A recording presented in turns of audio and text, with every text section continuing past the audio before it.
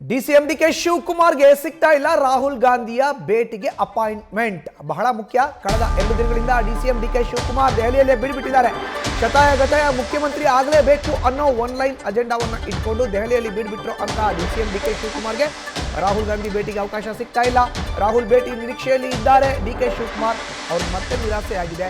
2 ದಿನದಿಂದ ದೆಹಲಿಯಲ್ಲೇ ಇದ್ರೂ ರಾಹುಲ್ ಗಾಂಧಿ ಭೇಟಿಗೆ ಅವಕಾಶ ಸಿಗ್ತಾ ಇಲ್ಲ.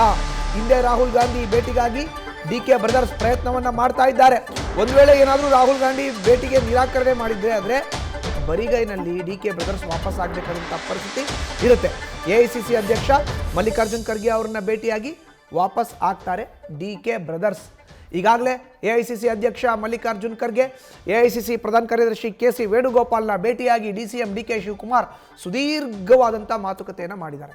ಇನ್ನು ಮಲ್ಲಿಕಾರ್ಜುನ್ ಖರ್ಗೆ ಅವರು ನೇರವಾಗಿ ನೀವು ರಾಹುಲ್ ಗಾಂಧಿನ ಭೇಟಿ ಮಾಡಿ ಅವ್ರ ಹತ್ರ ಮಾತುಕತೆ ಆಡ್ಕೊಳ್ಳಿ, ನಂದೇನೂ ಇಲ್ಲ ಅನ್ನೋ ಒಂದು ಮಾತನ್ನು ಈಗಾಗಲೇ ಡಿಸಿಎಂ ಡಿಕೆ ಶಿವಕುಮಾರ್ಗೆ ಹೇಳಿದ್ದಾರೆ.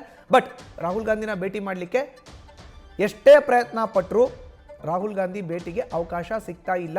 ಇದು ಡಿಕೆ ಬ್ರದರ್ಸಲ್ಲಿ ನಿರಾಸೆಯನ್ನು ಮೂಡಿಸಿದೆ. ನಿರಾಸೆಯ ವಾತಾವರಣ, ಬರಿಗೈನಲ್ಲಿ ವಾಪಸ್ ಬರಬೇಕಾಗತ್ತೆ ಒಂದು ವೇಳೆ ಏನಾದರೂ ರಾಹುಲ್ ಗಾಂಧಿ ಸಿಕ್ಕಲಿಲ್ಲ ಅಂದರೆ.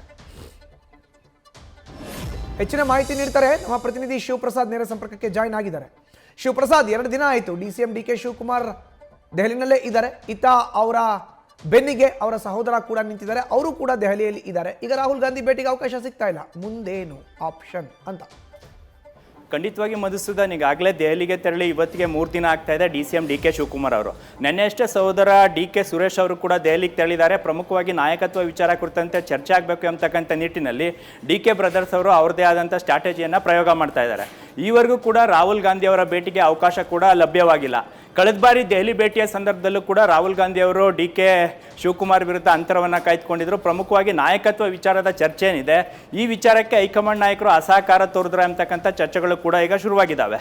ಇನ್ನು ಕೆಸಿ ವೇಣುಗೋಪಾಲ್ ಅವರ ಮುಖಾಂತರ ರಾಹುಲ್ ಗಾಂಧಿ ಅವರನ್ನ ಭೇಟಿಗೆ ಈವರೆಗೂ ಕೂಡ ಕಸರತ್ತನ್ನು ಮುಂದುವರಿಸ್ತಾ ಇದ್ದಾರೆ. ತಡರಾತ್ರಿ ಎಐಸಿಸಿ ಅಧ್ಯಕ್ಷ ಮಲ್ಲಿಕಾರ್ಜುನ್ ಖರ್ಗೆ ಅವರನ್ನು ಕೂಡ ಭೇಟಿಯಾಗಿ ಮಾತುಕತೆಯನ್ನು ನಡೆಸಿದ್ದಾರೆ. ಹಾಗಾಗಿ ಸದ್ಯಕ್ಕೆ ಈ ಬಾರಿಯ ದೆಹಲಿ ಭೇಟಿಯ ಸಂದರ್ಭದಲ್ಲಿ ಶತಾಯಗತಾಯ ನಾಯಕತ್ವ ವಿಚಾರ ಕುರಿತಂತೆ ಚರ್ಚೆ ಆಗಬೇಕು.